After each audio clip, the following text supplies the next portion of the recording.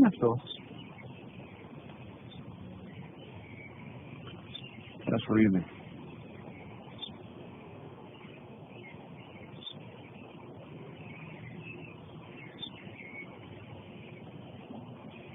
Τι είναι αυτό? Μόλις τώρα στο παπά, ένα σφουργίτη είναι.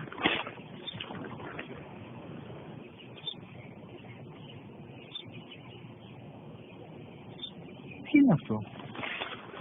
Ένα σφουργίτη είναι, πατέρα. Ένα σπουργίτη. Σπου-γι-τι.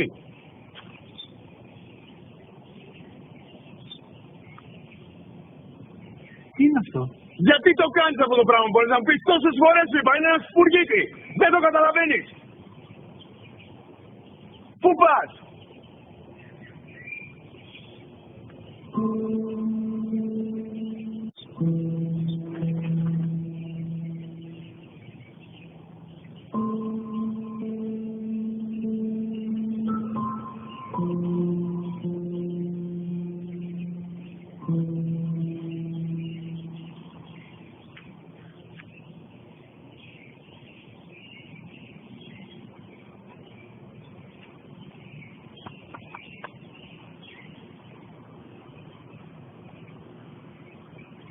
Δυνατά.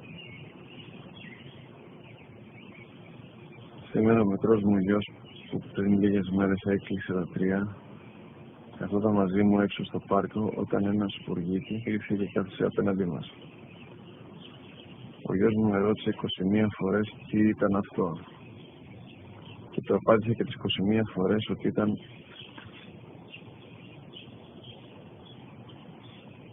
ένα σπουργίτη.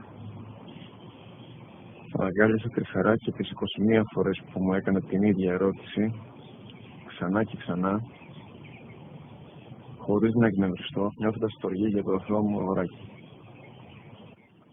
وَقَضَى رَبُّكَ أَلَّا تَعْبُدُوا